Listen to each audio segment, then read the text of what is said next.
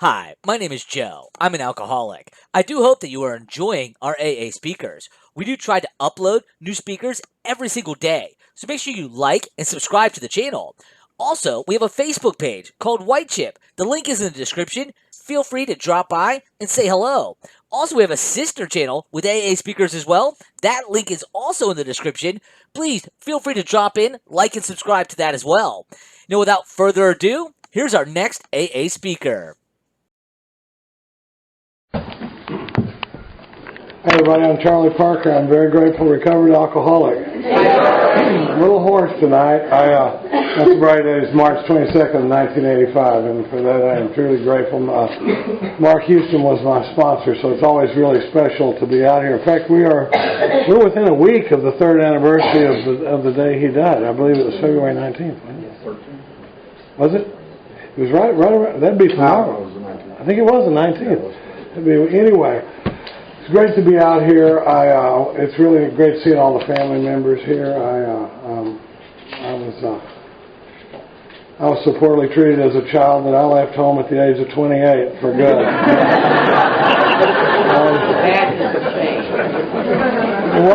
One of our founders was Dr. Bob, and he liked to tell jokes. And one of his favorite jokes that I really relate to was this guy that was talking about all the trouble that his son had been for the family, and he's telling a friend of his about it, and his friend says, well, I can tell you one thing, if that was my son, I'd kick his ass out. And the guy goes, I agree with you, if he was your son, I'd kick his ass out too. Thank God for that. My job tonight is to introduce Katie, and it's a real honor. Katie's sober a lot longer than I am, and I'm sure she'll talk about that.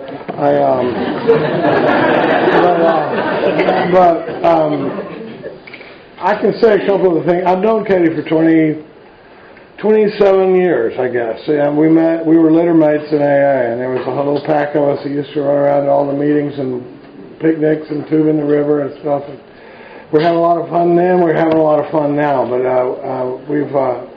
we've been a couple for 10 years, and the thing I can tell you about Katie that she won't say about herself is that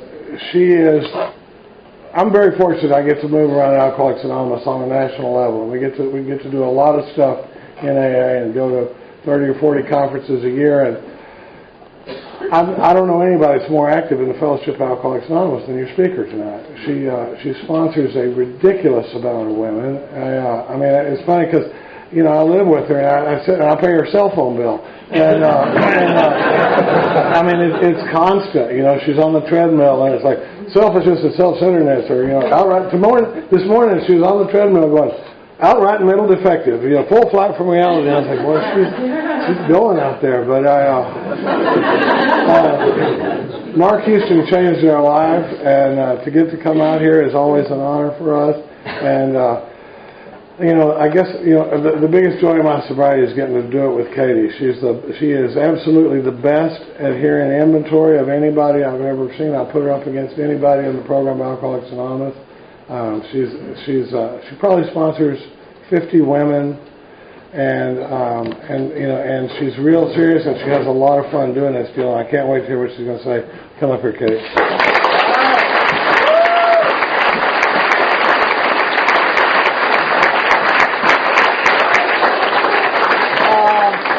Hi, y'all. My name is Katie Parker. I am an alcoholic.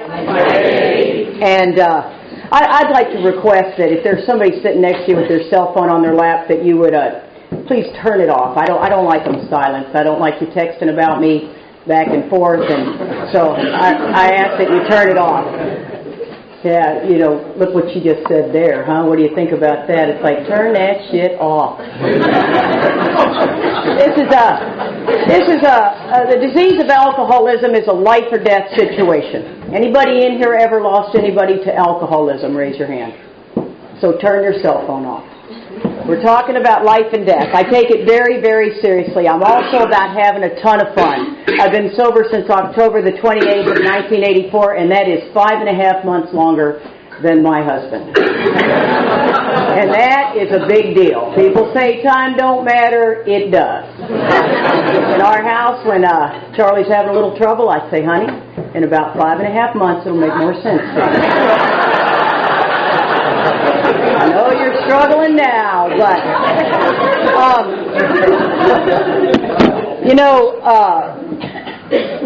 we're very fond of Mark Houston. And how many of you guys had the privilege of knowing Mark?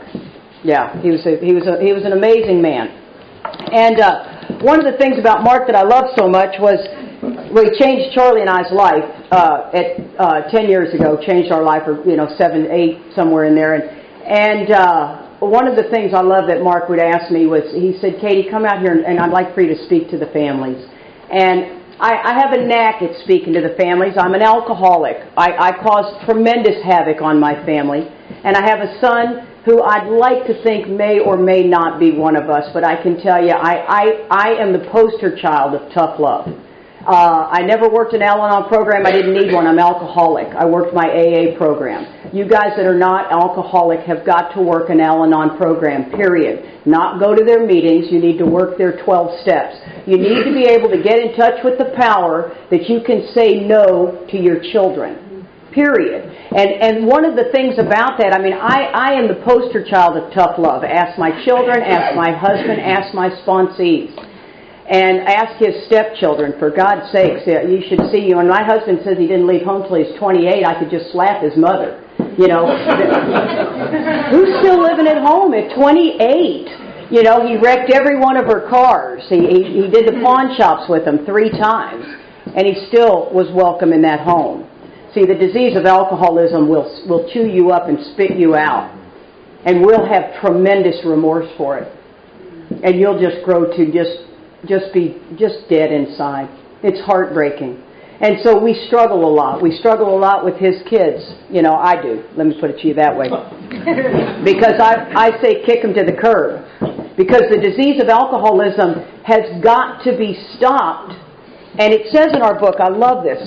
My husband also refers to me as kind of like taking a drink out of a fire hose. Sometimes you get a little bit more than you were expecting. And I have the privilege of coming out here twice a month and talking to the clients. And never been real. I prefer to say the pain in the ass, but it says in the doctor's opinion, it says frothy emotional appeal seldom suffices. Did I say that correctly? Suffices. Thank you. The message, which can interest and hold these alcoholic people, so just think of who the alcoholic people are we're talking about, must have depth and weight. In nearly all cases, their ideas must be grounded in a power greater than themselves if they are to recreate their lives. So no matter how much you beg them, no matter how much you bargain with them, no matter how much you plead, it doesn't touch us. Never has, never will. Makes us feel terrible. We're not sociopaths. We're alcoholic. And alcoholism, understanding the disease of alcoholism, the parents have got to understand the disease. If your children were in here with a rare cancer, I guarantee you would Google it, you would talk to every specialist, you would take them to another country if they needed it. And alcoholism, you drop them off at treatment a lot of times, and you just hope for the best. You pray a lot, and you don't really get educated on what the disease of alcoholism is all about. The disease of alcoholism, there's 2 problems with me. I suffer from what's called an allergy. I suffer from the allergy. Oh, I'm using yours. I know I wasn't going to. The allergy and the obsession. These are the 2 problems I have with alcoholism, with alcohol or drugs. Now the first one, the allergy, it's when I put alcohol in my body has an abnormal physical reaction. See, what alcohol does for me, if you're not alcoholic, it doesn't do the same for you. Matter of fact, you start to feel pretty good. After about 3, you're starting to feel out of control. After about 2, I need a 3rd one. My 3rd one needs a 4th one. My 4th one needs a 5th one. After that, all bets are off. And see, what ends up happening with that allergy, guys, is once I take that drink, I don't even know that I've triggered the allergy. I just think I've changed my mind. And so when I go in to drink, I swear to God this time I'm only going for a couple of drinks. I got a kid at home. I've got to go home tonight. I cannot pull an all-nighter again. I just can't. And I have no idea I've got this allergy. We didn't talk like that out there at the bars. I didn't walk into the bar and go, hey, Billy, man, the whole time I've had this malady kicking my ass, man. And I know once I take that drink, I'm going to trigger that allergy and I'm off to the races, but let me have it anyway. I just went in and said, I'll take a drink. And what ends up happening, guys, is if all I had was that allergy, what would you do? If you were allergic to cats, what do? You stay away from cats. You don't even go to somebody's house who has had a cat, right? Because what it does to you, the way that allergy shows up, your eyes swell up, your neck, gets all puffed up. But when the allergy to alcohol shows up in what we call the phenomenon of craving, it means I got to have more. I got to have more. So if the allergy was all I suffered from, what would be my solution? Don't drink. But see, then that comes with the second problem comes in, and that's the obsession. And what ends up happening with that obsession is I am against any sort of mental consequences. Anything I have does not get me to think the drink through. That will not work for me. I cannot remember a week or a month ago my pain and suffering. I am without defense against that drink. Now, I don't understand it, but it's the truth. And so what I have to have is this amazing spiritual awakening. When I came into the rooms of Alcoholics Anonymous, I remembered looking at those steps thinking, I knew that whole God deal was in this thing. These people are in a cult. I really believe they're out there smoking pot in the parking lot, but whatever. I've died and ended up in Alcoholics Anonymous, for God's sakes. I mean, none of us go in there going, I'd like to be the queen of AA.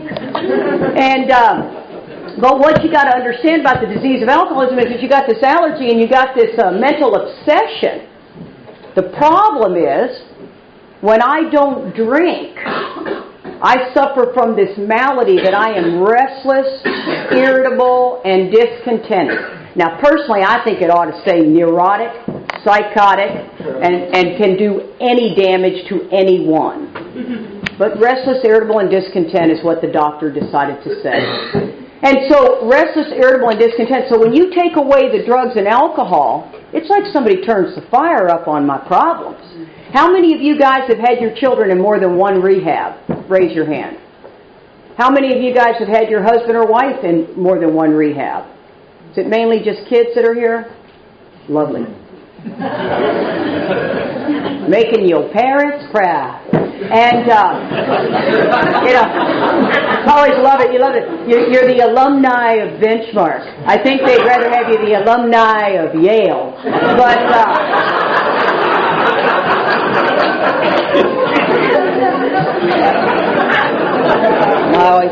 I love the alumni. Gives us a level of credibility.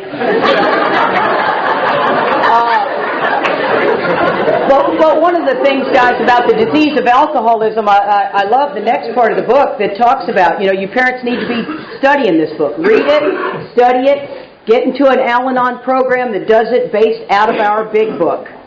It says, we believe the big book is the deal. We believe that the big book has the solution in it. And it says, now what was the one I was going to read? Oh, here it is. An illness of this sort, alcoholism, and we have come to believe it is an illness.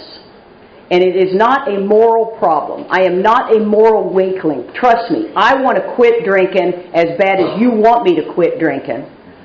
I just can't stop. Period. It's not important to figure out why.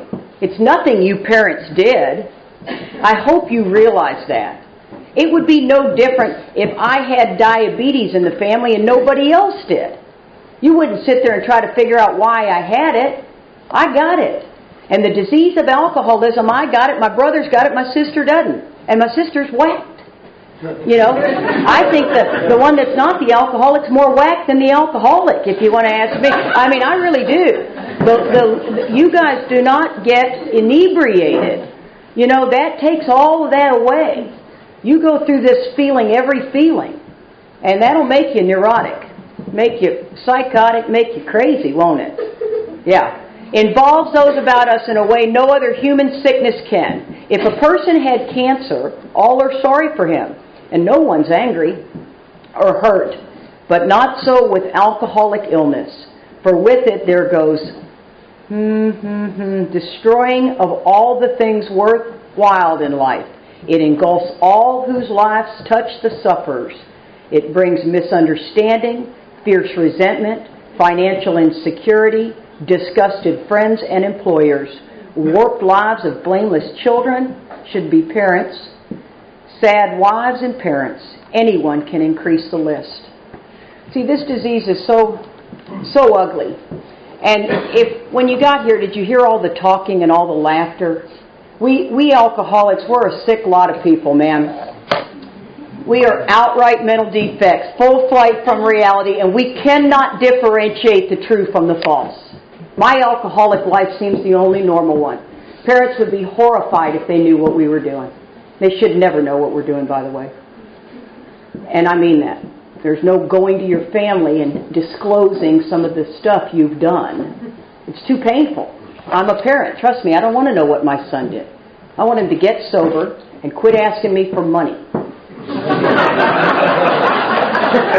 Right? I'm sick of giving you money. So, hopefully out of this deal, you parents will learn to say no until you work the 12 steps that will get you in touch with the power.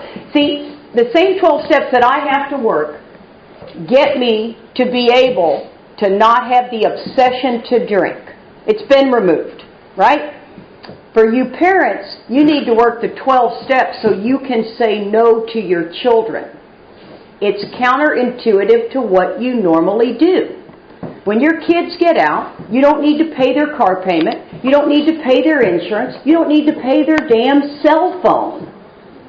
You need to say no, and then watch them work. It's shocking. I come out here, especially the boys, which, by the way, I would not have had you at my butt angle, by the way, but that is not where I'd have put the boys. They have been separated from women for too long. And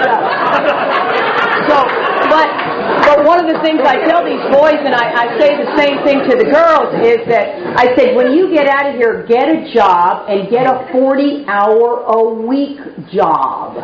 Do not get a 20-hour week. Who works 20 hours a week? Go get a job. And you need to get a job because you need self-esteem. You need to get a job because you don't need to sit anywhere in your head. This level of selfishness and self-centeredness, see, that's the root of our problem. I was talking to some parents a few days ago. I'm very passionate about this Parent Al-Anon group in Austin. I went and spoke there on a fluke. And when it just makes me want to cry. When I sit there and look out at about 50 to 100 sets of parents who are just holding each other. They're like they're on a boat that's sinking. They're so desperate. And these little pain in the asses here are running the show. See, they are. They are running the show. Somebody has got to stop it. And all you're doing is based on the fact that you're scared to death they're going to kill themselves. That's it. And you know what? We're not. We are like a cockroach.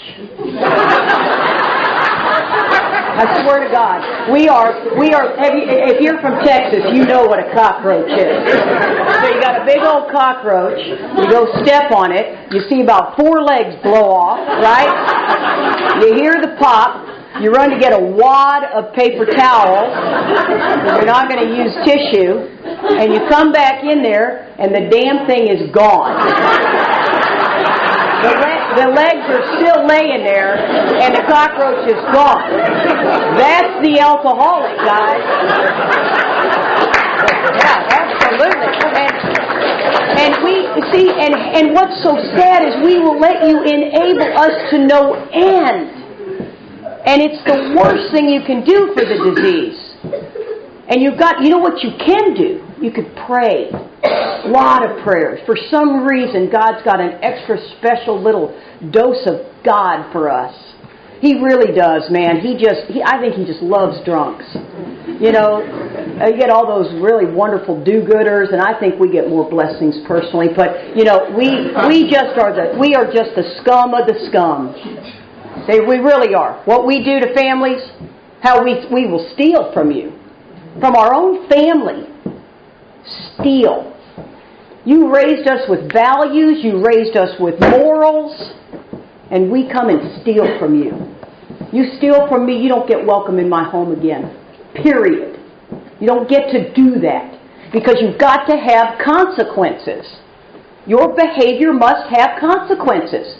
And believe it or not, they're screaming for consequences, aren't you? Yeah.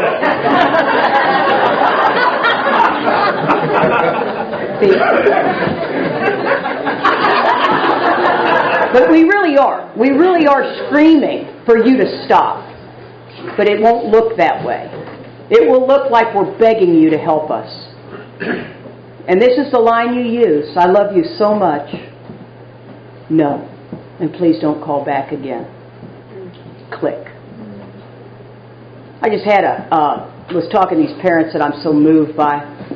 It's given Alcoholics Anonymous an opportunity to do 12-step work. And I'm at a recovery center, which I happen to be very fond of. If we must send them to recovery, this is the only place I support. But I don't always believe you have to. You know, after these kids have been through here, get it together. You don't get it together, that was our one shot. Do not mortgage your life. Don't do it. And if you can't say no to it, work those 12 steps so you can. So I go to this Al-Anon meeting, I'm talking to these families, I'm absolutely moved by what God's saying to me. And He says, you need to help them, Katie. Well, I really don't like helping untreated Al-Anons. You're really hard to talk to. You explain to the point to nauseam. You really do. Because if you can explain to me enough, I will understand your pain. Oh, I understand your pain. Remember, I'm alcoholic and my son is gotten on the straight and narrow. Still has a lot of tendencies that look to me like he's something. But the verdict's still out. And I kicked his ass out at 15. So don't underestimate. He ended up coming back 3 different times. But because the law told me I had to.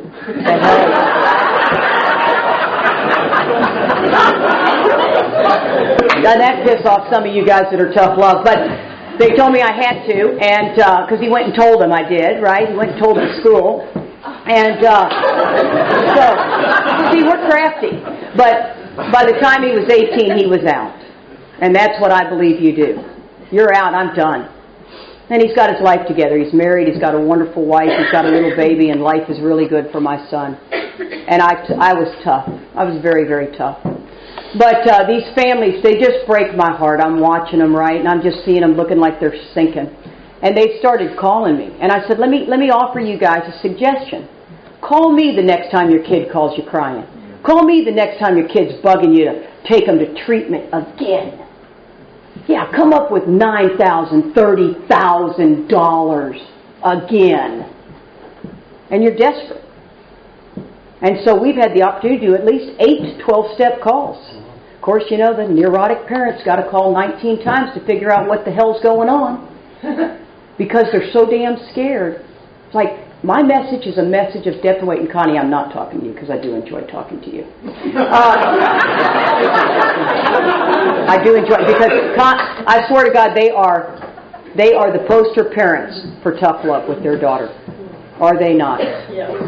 You were a tough one, Missy. And but they were the poster parents. And I told her, I said, you go back to that Al-Anon meeting and you tell them how you did it. They need to hear it. I don't care. Nobody's going to like it. It's not a popularity contest. I'd rather step on your toes than stand on your grave. If this disturbs anyone, good. It should. It's life or death. And so we've had this opportunity to do this amazing 12-step work. And there's a guy that brought his parents to the AA meeting. How weird is that? I mean, I don't mind if they go to an AA meeting, but let's not go with your children. Okay? Are y'all hearing me? Let's not go with your children. Let's let them have their recovery. And so these parents come to this meeting with him, and I don't think, he's working an angle, I can tell. We did a little 12-step work with him. It didn't look like it was really sinking in. He looked like he was manipulating the whole situation, because that's the root of my problem, right? So he comes to the meeting, and I'm standing there talking to the parents, and they said, listen, our son has been narcissistic all his life. Long before he ever drank or did drugs. He had this level of selfishness that was just unnatural. And I said, well, let me explain something to you. In our book, as I encourage you to read, it says on page 62 what the root of our problem is. Selfishness and self-centered, that we think is the root of our trouble. We are driven by 100 forms of fear, self-delusion, self-seeking, and self-pity. We step on the toes of our fellows, they retaliate seeming without provocation, but we invariably find that sometime in the past we made a decision based on me that later placed me in a position to be hurt. That's not a manipulator. That's in the core of my being. I am absolutely blinded to my effect on you. I'm that self-centered. I'm not stingy, I'm not conceited. All I think of me. I don't think too much of me or too little of me. All I think about is me. And I don't even know I'm thinking about me when I'm thinking about me. I'm telling you, that should give you a brain cramp. I mean, it's tough. And it says even behind a kind motive. So up walks Mr. trying to suck up to his parents, and I'm trying to give him this whole talk that he does not need outside help. He needs Alcoholics Anonymous. He doesn't need counseling. He can get it later. Right now, we got to get him into the AA program. We got to get him into service. We got to get him into doing what we think he should be doing, not what you think. And so the kid walks up, and of course I say kid, he's 33.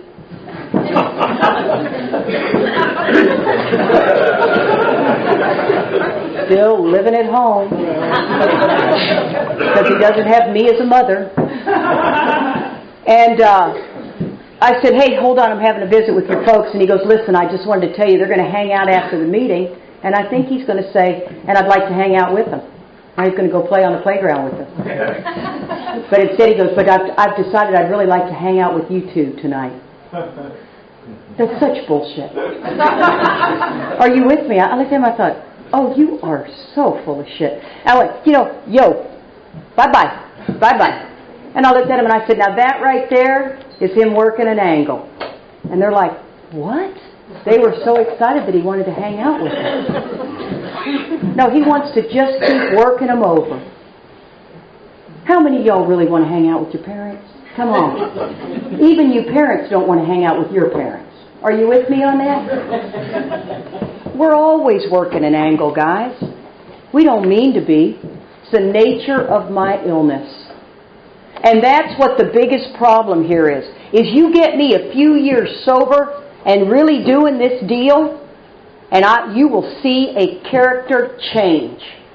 That psychic change, I'm a different person. I'm actually at the Thanksgiving Day meal, and I'm enjoyable. I'm not the one in there like Eeyore with no tail. I'm not the lazy one sitting there, while everybody else is doing stuff. I'm not the one talking the entire time about me. I'm actually amongst the family. And that's pretty spectacular. It's pretty darn spectacular when you see it. I left home at 15. I've had the privilege. I lost my father unexpectedly about 15 years ago, and my father and I were exactly alike. So we didn't get along at all. For you guys that have your kids that are just like you know what I'm talking about. That's what the biggest problem is. As a matter of fact, usually the biggest problem, the enabler, or at least my experience, is if it's a daughter, the dad's the enabler, and if it's a son, the mother is. And every once in a while, you mothers just do both sides. But The worst enabler in the world. You know, you do stuff like you send your kids stuff while they're at rehab. Stop it. You know why? If this is not summer camp. They are here because they have destroyed the family. Whatever they need, they can get it themselves. So stop all of it. And that's the thing, that's what, I can't even begin to tell you guys. When I left home at 15, my mother died when I was 8. It was just horrific. We were upper middle America, you know, we lived in Houston, and life was just grand, and overnight my mother dies of a kidney disease, and it was just heartbreaking. I was the youngest of 3, and we were all 2 years apart. It was me and my sister and my brother, and we just had what I thought was great family. My dad was a heavy drinker, but it was a partying family. It was the 60s. I mean, it was just fabulous. And alcohol flowed freely at our home. And one of the things that I realized was when my mother died, my dad remarried 3 times in an 18-month period. He was desperately looking for a mother for the children. We had 4 live-in housekeepers. So I had, 7 women come through my life in an 18-month period. And I'll tell you, today, I'd have swore to God that's what made me alcoholic. When I came into the rooms of Alcoholics Anonymous, I really believe that that's what made me alcoholic. If anything could make you alcoholic, that'd be it. You need to drink too. And the truth of the matter is I find out that I suffer from an illness. Now that influenced my old ideas. You heard when she read how it works. We got to let go of our old ideas, absolutely. The result was nil. And one of the things that we call them belief systems in this day and age, prejudice. Old ideas are just what I formed throughout my life. You parents have one. What an alcoholic is. They're a lowlife until it's your child. And then all of a sudden you have to start looking at that a little differently. You got to look at your old ideas as much as we have to look at our old ideas. And one of the things that I can tell you is this: when I was going through life, I had all these old ideas about women and all men and all of this stuff. Well, this stepmother and I, the last one that lasted, she was tough. God dang! I mean, I am her. You know, she was tough. And at 15, my parents had it. See, what we tend to do is we cause havoc between you parents. Would you agree? Some of your biggest fights are over us. Charlie and I have the same situation. He likes to pretend like we don't, but we do. Over his youngest daughter. I'd kick her ass to the curb in a heartbeat, but I can't get my husband to do that. And so I have to watch this slow progression. And it kills me. It just kills me. I said it out loud in front of everybody. Enjoy that moment. Oh yeah, it's always going to slash on you. But now remember, we're talking old ideas. He didn't leave home till he was 28. He wrecked every car his mother had. And he made the rounds with his father for his father's stuff at the pawn shops 3 times. His old ideas say, that's what you do. You see, don't get me wrong. I know this is deep, deep seated in him. And my parents kicked my ass out at 15. So, do you see what I'm talking about, old ideas? We have old ideas, and these say they work. And so I've had the privilege of having rekindling this relationship with this stepmother in the last 5 years. It's been unbelievable. And I went down there to the hospital. She's in Houston. And I got to show up, right? I've made the amends, and now I got to show up. And trust me, I'm so self-centered, I really don't want to. I just want to make the amends. I want her to be happy for me, and I really don't want to show up. See, that's what we self-centered alcoholics really are dealing with up here. If you had a little microphone to my head, it's pretty ugly up there. You know, I see one of you guys texting, I'm pointing you out. I mean, that's how I am. I'm just that kind of girl. And so I go down there because I know I have to. And the whole time I don't want to. And once I'm there, it's wonderful. God's grace is so fabulous to me. And we're sitting there visiting, and we always mention when I left home. Because to kick a girl out at 15 is pretty darn scary. You're basically putting a womb on the curb. And that can yield many children. And that's tough, right? And she started to cry this last time, and she said, you know, I always regretted doing that to you. And I said, golly, Mom, it was the best thing you could have ever done to me. I would have destroyed you and Dad. And she said, the one thing I loved about your father is I could tell him it was a good thing and he would follow suit. So see, they were both working together. I sobered up 11 years later. I sobered up when I was 26. Would that be 11 years? It was either 9 or 11. I can't remember if I took away or added to. Chad helped me there. But I looked at her and I said, you know, that was, and I made her look at me right now. I said, best thing you could have ever done. Because, see, from that point on, I was responsible for everything. Yes, I did get pregnant. And I got pregnant and I had that child. She's 33 today. She's not one of us. But she suffers from untreated Al-Anon. Let me tell you, she is a worry wart. And if she doesn't have something to worry about, she'll find out what you're worrying about, and she'll worry about that. Bring your worries to me because I'm not comfortable unless I'm worrying.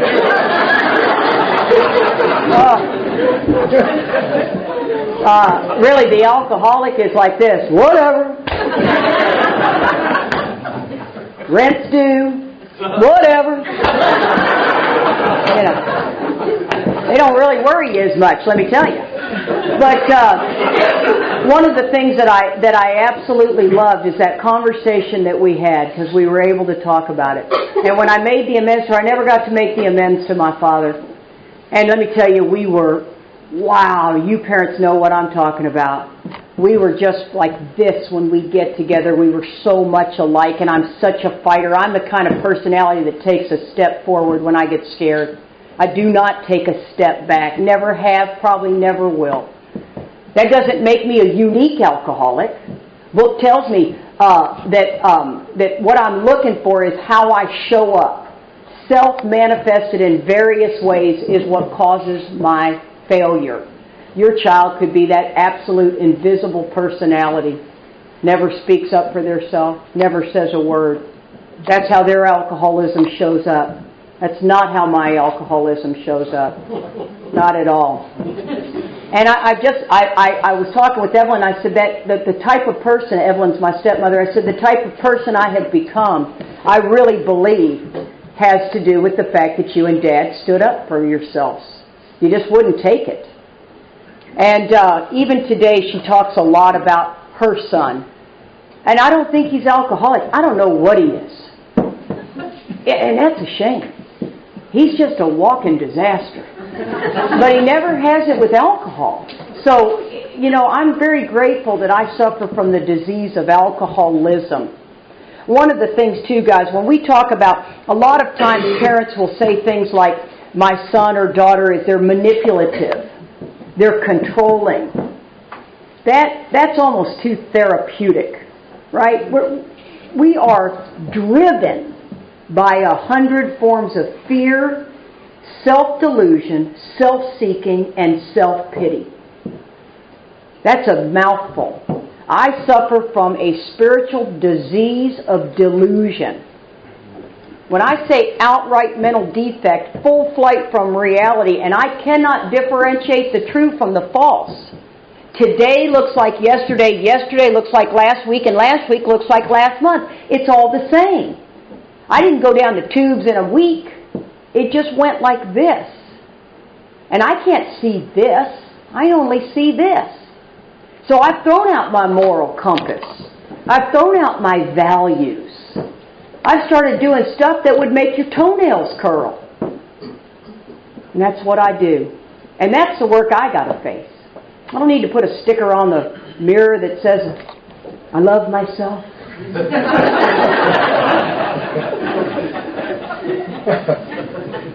It's not a bad plan, but it won't touch my disease. See, the problem is I got to go back and I got to clean up all the mess. And the clients will love this line. So when they come back to you and they ask you if they can make financial amends for all the money that they cost you, the only acceptable answer is yes.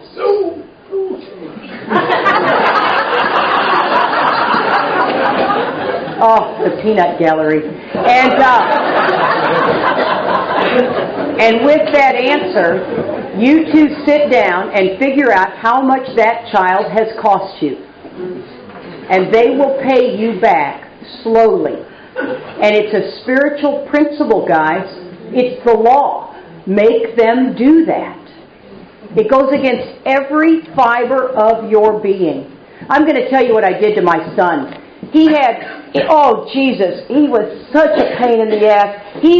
I had lost my husband. I was married for 20 years to a member of Alcoholics Anonymous. And Joe and I had met. That's why Charlie and I have been together for 10 years. Charlie was our best friend. We had met. I was 10 minutes sober. He was 6 years sober. It's just a match made in heaven, don't you hear? And so we get together and we get married. In 19 days, he's moving in. That's what we do. Don't be shocked if you see your kids do this. Just don't support them financially, right? Just let them go. And so Joe moves in, and we have this amazing life for 20 years. It had its goods and bads and pros and cons, but we really tried to do the deal. He got very, very sick with a brain tumor. And little did I know that we were sitting in the rooms of Alcoholics Anonymous in what I call untreated alcoholism. It's rampant in our fellowship. People don't even know it. How do you know what you don't know, man? And they think that they go to 5 meetings a week and that's sufficient. And if they step on my toes, they make an amends. Good enough. And they try to do service work. And that's what I did. I did that for a long, long time. And I really believed I was working the program of Alcoholics Anonymous, and Mark Houston was the one that absolutely changed my life. I hadn't even dipped a toe in the water of what the book talks about. I wasn't doing 10 steps. I wasn't doing evening review. I wasn't doing prayer and meditation. I wasn't intensely working with other alcoholics like I am today. I have been rocketed into the fourth dimension. I am in the realm of the spirit, period. I didn't even know what that was, but I thought I was in it. No, I wasn't even close to the edge of it. And I'm living it, man. I am living it. But it was because when all of a sudden Joe and I are tooling along and he's got this massive brain tumor, right? And in this brain tumor, it was just terrible. It was devastating. The book says, for if an alcoholic fails to enlarge his spiritual life through work and self-sacrifice for others, he cannot handle certain trials and low spots ahead. Well, let me tell you, a brain tumor is a pretty damn low spot.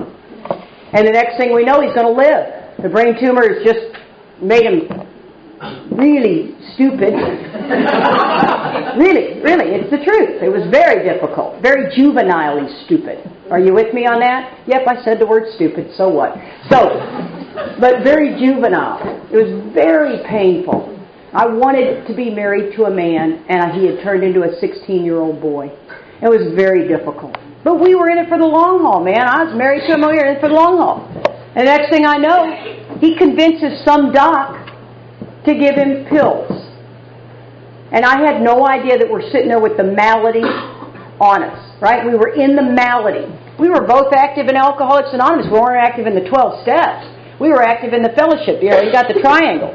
Unity, service, recovery. We were active right there, not in recovery. I was doing 5 meetings a week. Next thing I know, Joe's off to the races, man. He's doing pills and everything. About 6 years into this brain tumor did I find out that he was going to the methadone clinic. And when I found out he was going to the methadone clinic, in 6 hours he was out of the house. That's what I do with the disease of alcoholism. It will not live under my roof. I love that man with all my heart. I'd have grown old with him. But the minute I found out he was using, done, deal, gone. Went to a counselor, Mac McLester, fabulous man.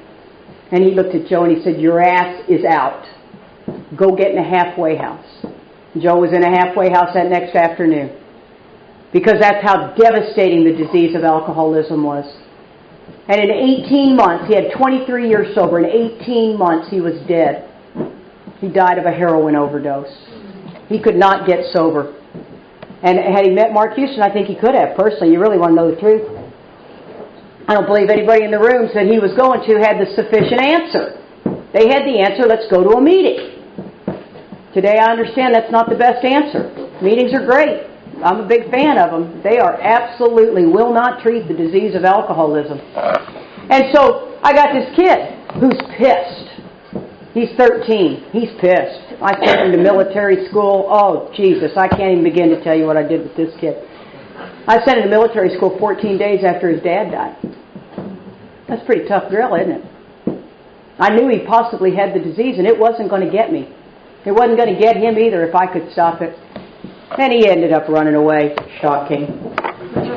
Only 3 people have ever run away from that military school. Marine Military Academy in Harlingen, Texas. 3.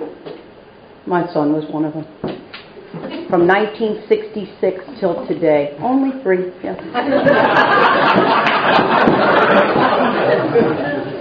Which means he's either going to be the mayor or the head of the Hells Angels. I'm not quite sure. We got a creative one on our hands. And so, by the time this kid got back, I was absolutely crazy. My life was just in upheaval. And he ended up just making it miserable. I mean, I'm not sharing anything that you guys don't know. How many of you guys are raising an alcoholic kid? It's terribly painful. You're absolutely at a loss what to do with them.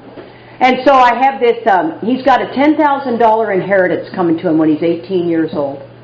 Well, first of all, he gets thrown in jail for a little minor felony.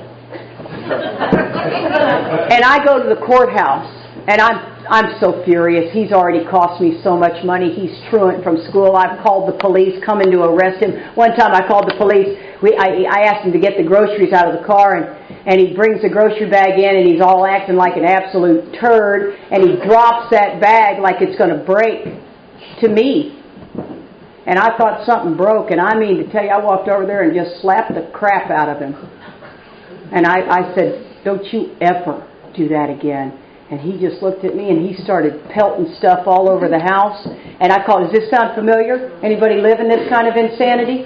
I called the police, and the woman goes, "Ma'am, does he have a weapon?" And I said, "I believe he does." See, that gets them there a whole lot faster. And the policeman comes. Of course, he has no weapon. By this time, my son's terribly remorseful because my son's a wonderful kid. He's a good kid. He's pissed that his dad's gone, and he's doing tons of dope. And so he says, the policeman goes, "Ma'am, what do you want me to do?" And I said, "You have a gun pointed at him. Shoot him in the leg. I really don't care right now. Somebody's got to have the alpha figure. This kid is running my house. I've lost the alpha figure. That's not good." I don't think our parents lost the alpha figure, did they? Somewhere in the generations, the kids are running the show. It's absolutely a crying shame. You got to listen to me for another 7 minutes. So what ended up happening is he gets thrown in jail for a small felony, just 3rd degree. And I'm down at the courthouse, and for the juveniles. I've lived in Austin since I was 17, never knew where the juvenile hall was. But I drive down to the juvie center. And I get into the courtroom, and he's thrown a brick through a gas station window in the middle of the night and stolen the cigarettes. Now, he didn't steal the beer and wine, so there's a little silver lining here, but it's still a federal offense because it was cigarettes, by the way. It could have been brought down to a misdemeanor. But that's not the point. I'm sitting there in that courtroom, and my daughter went with me, and they're 10 years apart, and I'm sitting over there, and I must be making a lot of racket. I don't know I am, right? Don't forget, I'm selfish and self-centered to the core.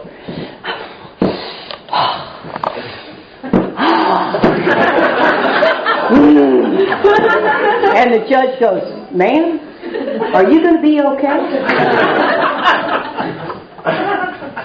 I said, "No, I don't think I am."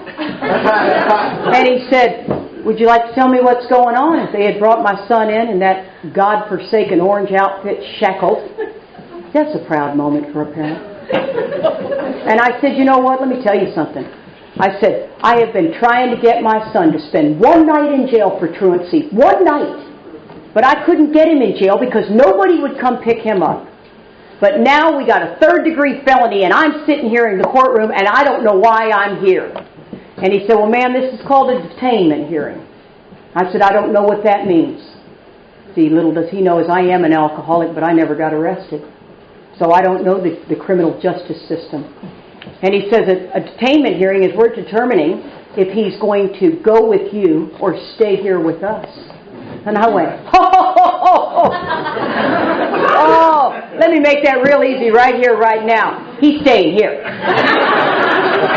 I swear my son is all shackled. He goes like this.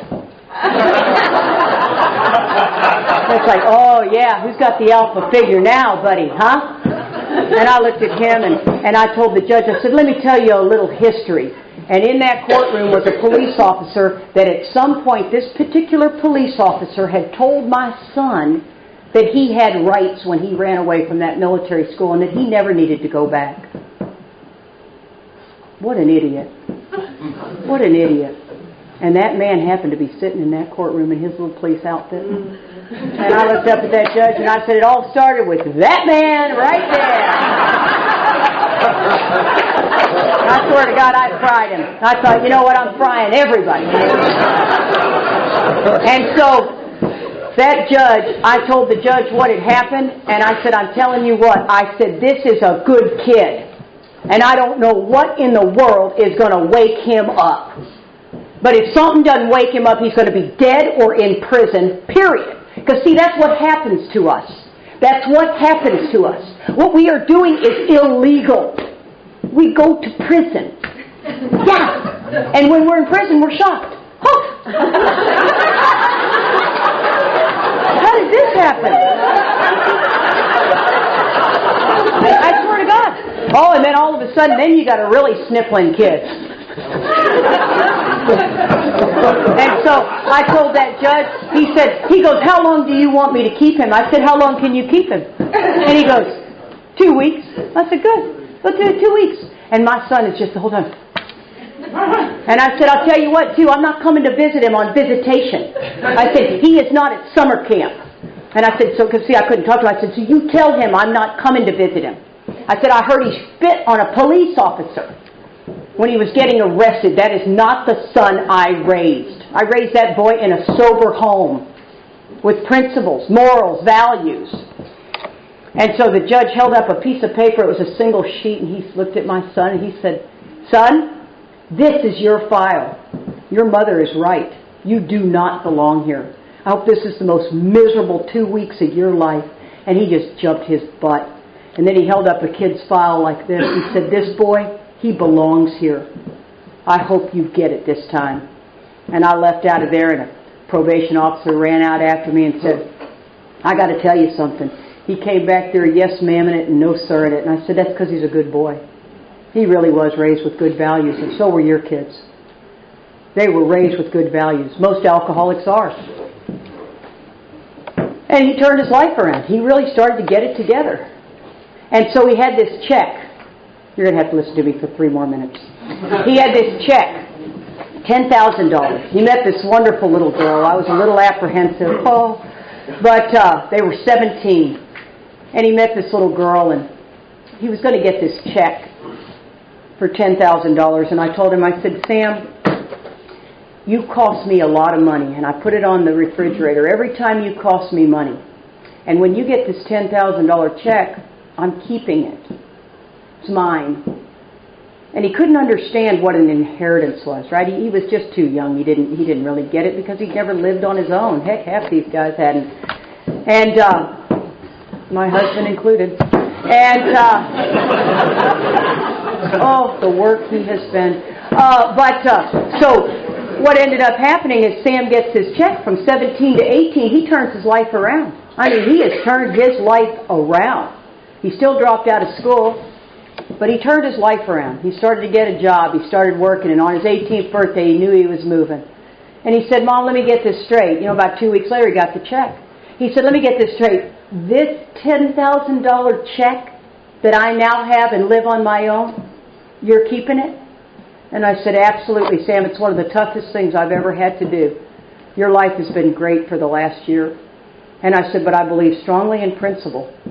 And you need to learn a very valuable lesson. And I said, I'll tell you what I'll do. I'll give you $2,000 and I'll keep $8,000. And we went to that bank and I cried. It was harder than sending him to military school after his father died. And I made him give me that $8,000 because I knew it was principle. And I hope you parents can pick up on some of this. You may need to work those 12 steps to be able to do this for your kids. But you will absolutely save your children's life. Do not make your decisions based on the fact that you think they're going to kill themselves. We just don't. We're too selfish and self-centered. We really are. We just want you to be scared enough to do whatever we want you to do for us. They're getting a great program out here. Best, I think, in the country. I'm telling you, the best in the country. And I don't say that if I don't believe in it. I come out here twice a month and talk to your kids. I can give you my phone number. Point your children out, I'll ride their ass.